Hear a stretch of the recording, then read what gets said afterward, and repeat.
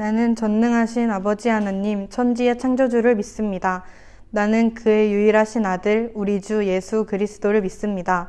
그는 성령으로 잉태되어 동정녀 마리아에게서 나시고 본디오 빌라도에게 고난을 받아 십자가에 못 박혀 죽으시고 장사된 지 사흘 만에 죽은 자 가운데서 다시 살아나셨으며 하늘에 오르시어 전능하신 아버지 하나님 우편에 앉아 계시다가 거기로부터 살아있는 자와 죽은 자를 심판하러 오십니다.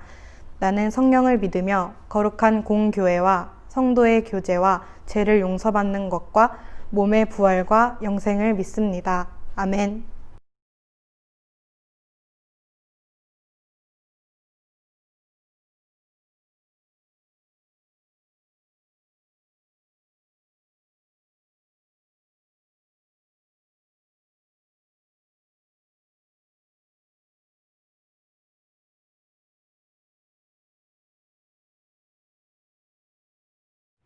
오늘은 갈라디아서의 말씀을 가지고 복음으로 돌아가자라는 제목으로 함께 말씀을 나누기 원합니다. 오늘 6절 말씀을 보면 그리스도의 은혜로 너희를 부르신 이를 이같이 속히 떠나 다른 복음을 따르는 것을 내가 이상하게 여기노라 라고 말씀하고 있습니다. 이 말씀을 통해서 갈라디아 교인들이 지금 어떤 상태, 어떤 영적 상태에 놓여 있는지를 우리는 살펴볼 수 있습니다. 그들은 그리스도의 은혜를 받았지만 속히 떠나 다른 복음을 쫓고 있는 상태에 놓여 있습니다. 그래서 바울은 안타까운 마음을 가지고 이들에게 오늘과 같은 말씀을 전하고 있습니다. 우리가 오늘의 본문의 말씀을 통해서 갈라디아 교인들의 모습을 살펴보며 우리의 영적 상태, 우리의 신앙 상태 또한 함께 살펴볼 수 있었으면 좋겠습니다. 그들은 속히 떠났다라고 표현하고 있습니다. 그리스도의 은혜로부터 속히 떠났다라고 말씀하고 있습니다. 이 속히 떠났다라는 것은 하나님의 말씀을 보지 않거나 바울의 말을 듣지 않거나 하나님과 바울로부터 떠나 있다라는 상태가 아니라 더 나아가서 하나님으로부터 돌아선 상태를 말씀하고 있습니다. 즉 복음으로부터 떠나 돌아선 상태를 말씀하고 있습니다. 우리의 상황과 우리의 신앙 상태는 과연 어떠한가요? 혹 이와 같지 않으신가요? 우리 성경 말씀에 보면 행함이 없는 믿음은 죽은 믿음이다 라고 말씀하고 있습니다. 즉 입술로만 고백하는 것이 우리의 믿음이 아니라 진정으로 우리의 삶의 자리에서 살아내고 실천하는 것이 정말 우리 안에 있는 믿음이라는 것입니다. 갈라디아 교인만을 말하는 것이 아니라 우리의 모습도 우리가 살펴봤으면 좋겠는데요.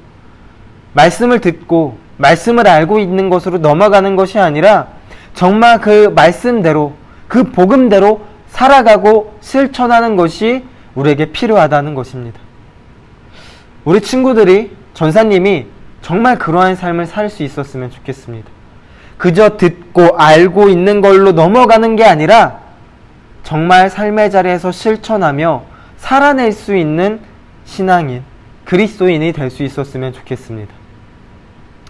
또 우리가 말씀을 통해 살펴보기 원하는 것은요, 그들은 다른 복음을 쫓고 있다라고 말씀하고 있습니다.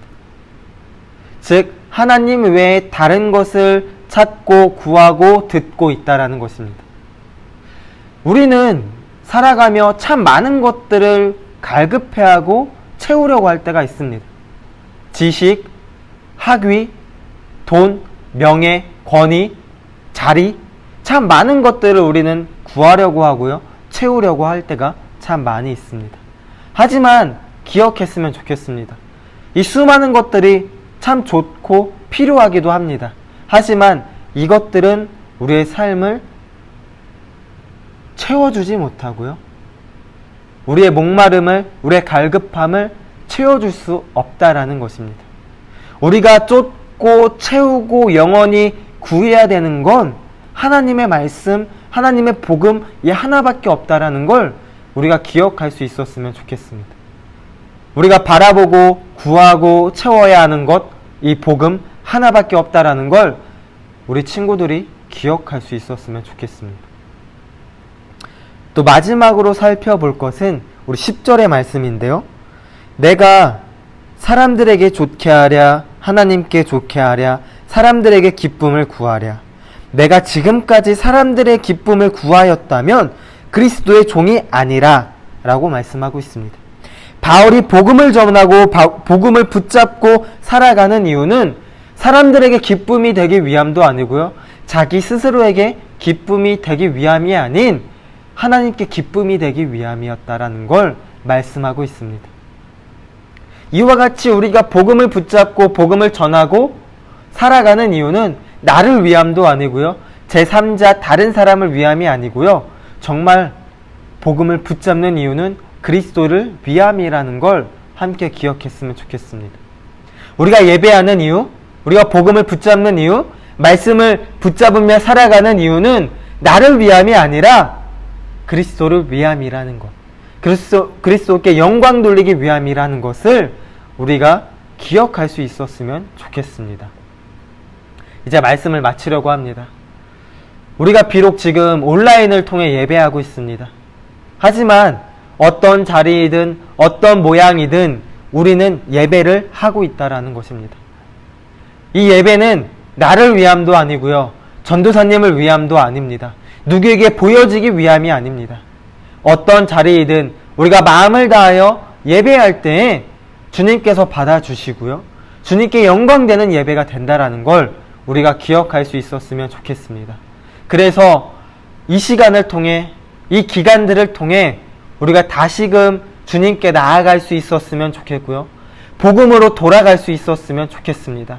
그래서 갈라디아 교인들의 안타까운 상황을 우리가 바라보며 우리의 삶을 다시 돌아보며 회개할 거 회개하며 다시 세울 거 세우며 붙잡을 거 붙잡으며 주님께 나아가는 전도사님과 친구들이 될 수 있었으면 좋겠습니다. 기도하겠습니다. 사랑의 아버지 감사드립니다.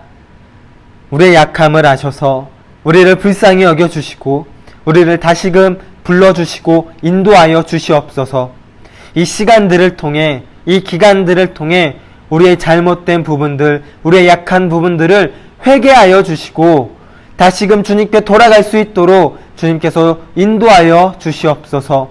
오늘 말씀의 제목처럼 다시금 복음으로 돌아가서 복음만을 붙잡고 복음만을 바라보며 살아갈 수 있는 전도사님과 우리 친구들이 될 수 있도록 주님께서 인도하여 주시옵소서.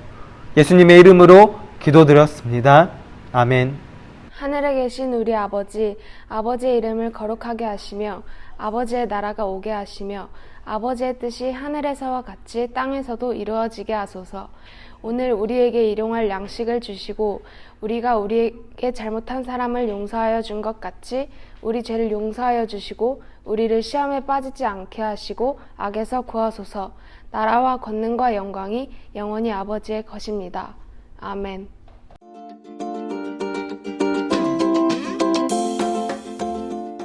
청소년부 예배는 온라인으로 드려지며 주일 오전 11시에 유튜브로 업로드가 됩니다.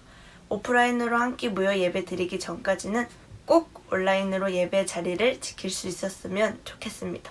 그럼 구독과 좋아요 부탁드릴게요.